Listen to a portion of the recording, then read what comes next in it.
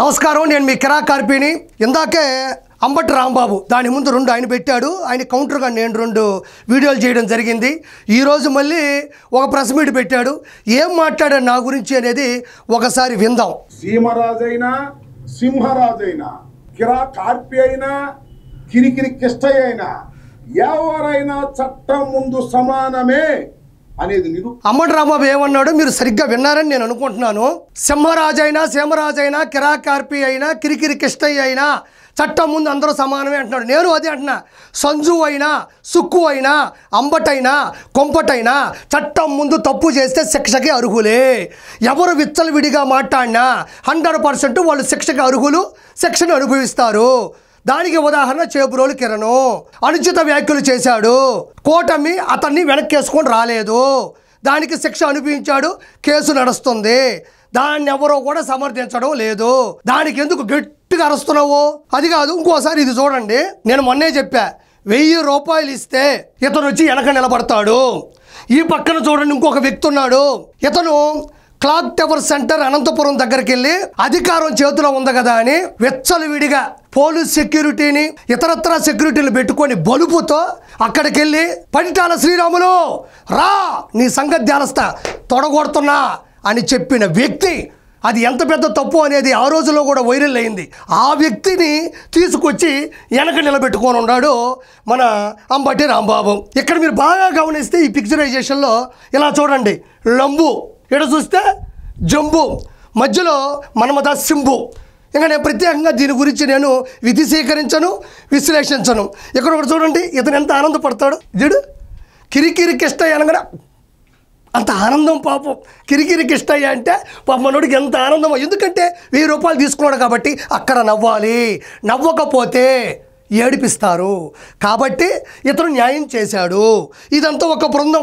ఈయన వచ్చేసి senior and sincere lawyer, and ఈయన వచ్చేసి చూడండి దీర్ఘంగా ఆలోచిస్తున్నాడు. ఈయన వచ్చే జూనియర్ లాయర్. వీళ్ళిద్దరిని చూస్తుంటే నన్ను క్షమించాలి, నాకు శంకర్ దాదా MBBS సినిమాలో చిరంజీవి గారు శ్రీకాంత్ గారు గుర్తుకొస్తారు. వాళ్ళ అమ్మా నాన్నగారు పట్టణంకి వచ్చేసరికి ఈ రౌడీయిజం దాదాయిజం తెలిస్తే ఎక్కడ హట్ అయిపోతారో, ఆరోగ్యం దెబ్బతింటుందని అప్పటికప్పుడు వాళ్ళు ఈ కోట్లు వేసుకొని, అదే మన డాక్టర్ కోట్లు వేసుకొని అప్పటికప్పుడు పేషెంట్లని అప్పటికప్పుడు వీల్ చైర్లని వీలున్నంత వరకు క్రియేట్ చేసి వాళ్ళ అమ్మ రాగానే ఒక పేషెంట్ వస్తాడు, డాక్టర్ నాకేమైందని ఇటు పెట్టుకో స్లబాహిస్నం కవాహదిర్వసిదం, డాక్టర్ దీనికి చికిత్స లేదు అనగానే వాళ్ళమ్మ చూసారా అండి మన అబ్బాయి ఎంత ఎదిగిపోయాడు అంటే ఇలా క్రియేట్ చేశారు. వీళ్ళు కూడా అంతే టక్క జనాల్లోకి వచ్చేసి ఒక కోట్ వేసేసుకొని, నేను దయచేసి క్షమించాలి, నేను ఏ లాయర్ని కూడా తప్పుగా మాట్లాడట్లేదు. న్యాయవాద వృత్తిలో ఉన్నటువంటి ప్రతి లాయరు నాకు ఒక దేవుడితో సమానం. నేను వకీల్ సాబును 100 సార్లు చూసుంటాను. అదేవిధంగా మన జై భీమ్ అనే సినిమాని లెక్కే లేదు, అన్నిసార్లు చూసి ఏడ్చుకున్న సందర్భాలు కూడా ఉన్నాయి. ఎందుకంటే ఎవరైనా ఇబ్బందుల్లో ఉంటే, ఫీజు కట్టని పరిస్థితుల్లో ఉన్నా కూడా ఫీజు కట్టి మగ్గిపోతున్న కేసులో కుటుంబాలు చచ్చిపోతుంటే వాళ్ళ వైపున వెళ్ళి నిలబడి సెక్షన్ల మీద సెక్షన్లు తీసుకొచ్చి నిరుపేద నుంచి ఇబ్బంది పడుతున్న మహిళల వరకు కేసులు వాదించి నిలబెట్టిన సంస్థ ఈ భారతదేశంలో న్యాయవాద వృత్తి ఉంది. కాబట్టి నేను ఎవరిని కించపరచట్లేదు, నేను ఎవరిని తప్పుగా అనట్లేదు.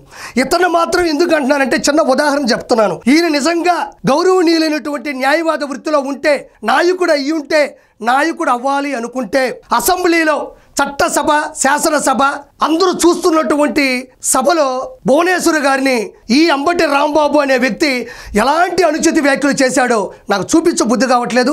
మీరు ఒకసారి యూట్యూబ్లోకి వెళ్ళి చూడండి. ఆ రోజు వల్లభనేని వంశీ మాట్లాడేటప్పుడు వెనక నుంచి ఇతను వాయిస్ కూడా వినబడుతుంది.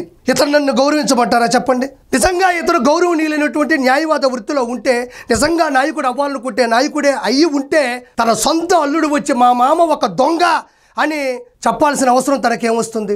ఇది రెండో విషయం.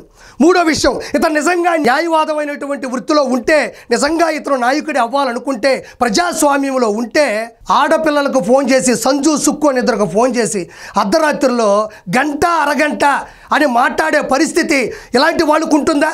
నిజంగా ఆ వృత్తిలో ఉండేవాళ్ళు ఇలా చేస్తారా? దయచేసి కింద కామెంట్లు తెలియజేయండి. నేను మాట్లాడితే రాంగ్ అయితే మీ ఇష్టం ఏమైనా పెట్టుకోండి. ఇతను నేను గౌరవించాలా? ఇతను గురించి నేను మాట్లాడాలా? మీరు చెప్పండి ఒకసారి. ఇతను నా గురించి ప్రెస్ మీట్ పెట్టి, క్షమించాలి, సీమరాజా గారు అంతర్జాతీయ ప్రధాన కార్యదర్శి, ఆయన వైఎస్ జగన్మోహన్ రెడ్డి కాదు, ఎవరు తప్పు చేసినా ఒప్పుకోడు. ఎందుకంటే అలాంటి వాళ్ళు కావాలి మన పార్టీలో. సో అతను ఆయన ఏం చేసుకుంటాడనేది నాకు అనవసరం. అతను సీఎం పిఎం కోసం పోరాడుతున్నాడు. ఖచ్చితంగా ఆయన గెలవాలని నేను మనస్ఫూర్తి కోరుకుంటున్నాను. నా గురించి మాట్లాడాడు కాబట్టి నేను మాట్లాడుతున్నా. ఒకసారి చూడండి, కిరాక్ ఆర్పి అనుచిత వ్యాఖ్యలు చేశాడు, అతన్ని అరెస్ట్ చేయాలని కేసు పెడుతున్నాడంట.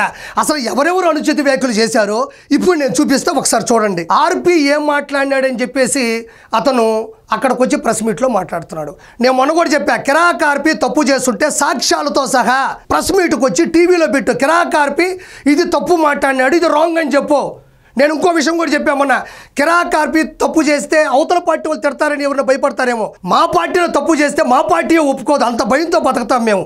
అది that is TDP, that is కూటమి. ఇప్పుడు చూడు అంబటి రాంబాబు సూటిగా నీకే ఇది చూడండి, నేను చాలా ఫాస్ట్గా తొలగిస్తాను. ఎందుకంటే ఇవి ఆ రోజుల్లో వర్రా రవీందర్ రెడ్డి చేత సజ్జల భార్గవ రెడ్డి, సజ్జల రామకృష్ణారెడ్డి అని ఇద్దరు దొంగలు వాళ్ళిద్దరు పెట్టించినటువంటి ఇవి అప్పట్లో పోస్టులు సంచలనమైన, జనాలు కూడా చాలా బాధపడ్డారు. చూడండి, ఇదొకటే ఎక్కువసేపు ఉంచడం, ఇదొకటే ఎక్కువసేపు ఉంచడం. ఇదిగో వర్రా రవీందర్ రెడ్డి, ఇదిగో నా భార్య ఓయో రూములో దొరికింది అని చెప్పి ఇదిగో శ్రీనివాసరెడ్డి వర్రా అని పెట్టాడు. ఇదిగో అంబటి రాంబాబు ఇది కూడా చూడు ఎంత దారుణంగా ఉంటుందో. ఇడది ఇది కూడా చూడు వర్రా, ఇది కూడా చూడు వర్రా, ఇది కూడా చూడు ఎవరెవరో పెట్టారు. ఇదిగో ఇది కూడా చూడు, లింగారెడ్డి రాజశేఖర్ రెడ్డి, ఇదిగో కళాసాగర్ రెడ్డి వనిత, కళాసాగర్ రెడ్డి వింత, ఇదిగోడు ఇటు చూడు ఇటు చూడు. ఇవన్నీ కూడా ఇప్పుడు చెప్పు రాంబాబు, ఇవన్నీ మాట్లాడింది వైఎస్ఆర్సీపీలో పేటీఎం డాగ్స్, అది అందరికీ తెలుసు. వర్రా రవీందర్ రెడ్డి కావచ్చు, ఆ రాజశేఖర్ రెడ్డి కావచ్చు, మిగతా వాళ్ళు ఎవరైనా కావచ్చు, నా భార్య గురించి కూడా అసభ్యంగా మాట్లాడినారు. ఆ పోస్టు నేను నీకు చూపించిన.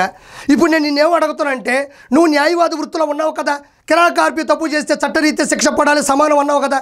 వీళ్ళందరికీ కూడా నా తరపున నేను కారు వేసుకొని నెక్కించుకుంటా, టిఫిను కాఫీలు టీలు ఫీజులు అన్నీ నేనే పెట్టుకుంటా. వీళ్ళందరికీ కూడా దయచేసి నువ్వు న్యాయం చెయ్యి. ఈ పోస్టులు ఎవరు పెట్టారో, నా భార్య గురించి కావచ్చు, నారా బ్రాహ్మణి గారి గురించి కావచ్చు, భువనేశ్వర్ గారి గురించి కావచ్చు, అదేవిధంగా రాయపోటి అరుణ గారి గురించి కావచ్చు, ఎవరి మీదైనా ఏదైతే అనుచిత వ్యాఖ్యలు చేస్తూ పోస్టులు పెట్టారో వాళ్ళందరికీ కూడా నువ్వు నిజంగా న్యాయవాద వృత్తిలో ఉంటే, గౌరవనీయులు అంబటి రాంబాబు గారు అయితే వీళ్ళందరికీ కూడా నేను ఫీజు కడతా. ఈ పోస్టులన్నిటికీ నీకు దమ్ముంటే వీటన్నిటిని కూడా వాదించి వీటిని గెలిపించమని మనస్ఫూర్తిగా నేను కోరుకుంటుండా. ఇవన్నీ ఎవరు చేశారు? మీ వాళ్ళు కాదా? ఇంతకన్నా దారుణంగా కిరాక్ ఆర్పి మాట్లాడతాడా? ఇంత దారుణంగా కిరాక్ ఆర్పి పోస్టులు పెడతాడా? మా గౌరవం ఉంది. మా పార్టీ ఉదయం నుంచి సాయంత్రం ఒక బార్డర్ చెప్తారు, ఒక ఫెన్సింగ్లో ఉండాలి. మేము ఎట్టబడితే అట్ట మాట్లాడితే మా పార్టీయే మమ్మల్ని ఇబ్బంది పెడుతుంది, మా పార్టీయే మమ్మల్ని దారుణంగా బయటైనా దోసేస్తారు తప్ప కిరాక్ ఆర్పి కాదు. ఎవ్వడు తప్పు చేసినా టీడీపీ పార్టీ కూటమి ఒప్పుకోదు. ఇక్కడ వరకు ఒకటి సమంజనీయమని ఒక విషయం. రెండోది ఇంకోటి ఉంది, వీడియో చూద్దాం. ఈరోజు చూస్తే నిన్ననే రాంబాబు పెట్టేటువంటి ప్రెస్ కాన్ఫరెన్స్ పెట్టి వీళ్ళు తీసినవన్నీ చూస్తే ప్రతి ఆ బూతులు తిట్టే ప్రతి గాడిదను చంద్రబాబు నాయుడు లోకేష్ పక్కన నిలబెట్టుకుని ఫోటోలు తీసుకుని ఎంకరేజ్ చేసిన వాళ్ళు బాగా చేస్తున్నావు బేష్ అని.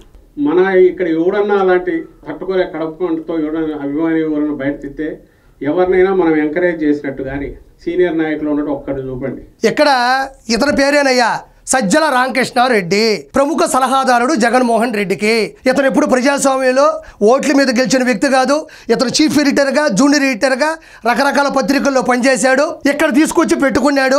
ఈయన ఏమంటున్నాడంటే, మీకు ఒక విషయం చెప్పాలి, నన్ను గాడిద అన్నాడు. ఓకే, సీమరాజును గాడిద అనుకుంటారు, అది వాళ్ళ పార్టీ, నాకు సంబంధం లే. నన్ను కిరాక్ ఆర్పి చంద్రబాబు నాయుడు గారితో లోకేష్ గారితో ఫోటో దిగాడు. ఎస్, నా గాడ్ ఫాదర్లు, నాకు చాలా ఇష్టమైన వాళ్ళు, విలువలు విజనరీ ఉన్నవాళ్ళు, విలువలు విశ్వసనీయతో ఉండేటువంటి రాజకీయం చేయాలనుకునే వాళ్ళు. కాబట్టి నేను వాళ్ళ బార్డర్లో ఉన్నా, నేను ఫోటో దిగినా నాకు దేవుళ్ళతో సమానం. పక్కన పెట్టి నన్ను గాడిద అన్నాడు. అంటే నేను ఎదిరిస్తే, ప్రశ్నిస్తే, ఇది తప్పు అని నిలదీస్తే నేను గాడిద అయితే, ఇదే సజ్జల రామకృష్ణారెడ్డి 2019 నుంచి 2024 మధ్యన అందరు ఎమ్మెల్యేల చేత, ఎంపీల చేత, కేబినెట్ మినిస్టర్ల చేత స్వహస్తాలతో స్క్రిప్ట్ రాసి బూతులు తిట్టమని పేపర్లో పంపించేవాడు. ప్రతి ఒక్కరిని మీరు గమనిస్తే, రోజా ఒక మీటింగ్లో పెద్ద బహిరంగ సభలో నిలబడుకుంటే చెవులో ఒక ఆయన వచ్చి చెప్తాడు, రోజా గారు చంద్రబాబు నాయుడు గారిని విచ్చలవిడిగా తిట్టమంటున్నాడు జగన్మోహన్ రెడ్డి. అది ఎవరు పంపించింది? సజ్జల రామకృష్ణారెడ్డి.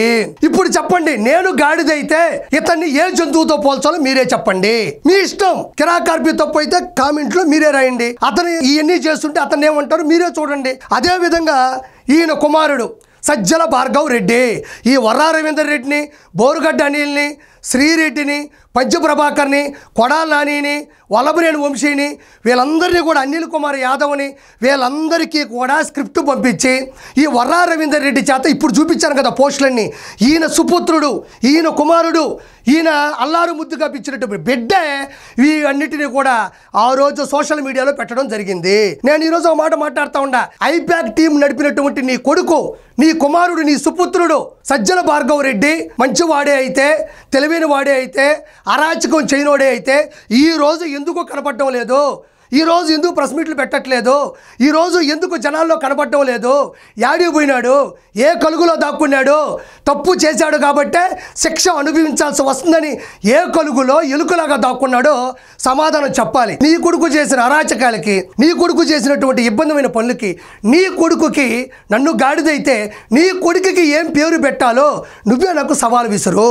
వీళ్ళందరినీ పెంపొందించి ఈ విధంగా అవమానంగా, అమానుషంగా పోస్టులు, బూతులు, మార్పింగ్ ఫోటోలు చేసింది నువ్వు, నీ కొడుకు.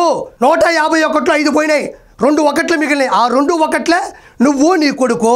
ఈయన చెప్తున్నాడు, మేము ఎప్పుడు కూడా ఎవరి గురించి బూతులు మాట్లాడినా మేము క్షమించము అంటున్నాడు. ఎందుకు క్షమించలేదు మీరు?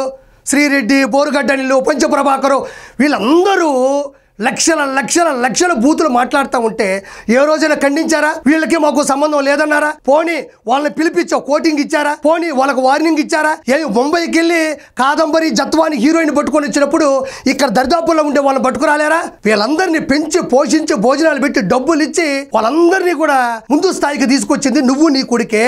నేను అదే అంటా ఉండా, ఈ రోజు నేను గాడిదని కాదు, ఎవరు గాడిద అనేది జనాలు తెలియపరుస్తారు. నేను ఒకటే చెప్తున్నా, అది అంబటి రాంబాబుకైనా, సజ్జల రామకృష్ణారెడ్డికైనా కిరాక్ ఆర్పి తప్పు చేస్తుంటే ఏం తప్పు చేశాడని తీసుకొచ్చి ఒక ప్రెస్ మీట్ పెట్టండి. వీలుంటే సాక్షికి లైవ్కి నేను డిబేట్కి వస్తా, నేను వస్తాను. మీ ఏ ఛానల్ పిలవండి, నేను వస్తాను. మీరు అందరూ తీసుకొని ఆడ పెట్టండి, నేను పెడతాను. ఇద్దరు మాట్లాడకుండా అందరూ చూస్తూ ఉంటారు. ఏమీ లేకుండా, ఏ వీడియో లేకుండా, ఏమీ లేకుండా వచ్చేసి కిరాక్ ఆర్పి అట్టన్నాడు గాడిద అంటే ఎవరు ఊరుకునే ప్రసక్తి లేదు. నేను ఇప్పుడు కూడా చెప్తా ఉండా, కిరాక్ ఆర్పి ఎవరికి భయపడ్డు, కిరాక్ ఆర్పి ఎటువంటి బూతులు మాట్లాడు, కిరాక్ ఆర్పి ఒక బౌండరీలో ఉంటాడు. ఎందుకంటే మా ఇంట్లో కూడా ఆడవాళ్ళు ఉన్నారు. దయచేసి ప్రజలారా ఈ వీడియో చూసి మీ అమూల్యమైనటువంటి కామెంట్లు కింద పెట్టండి.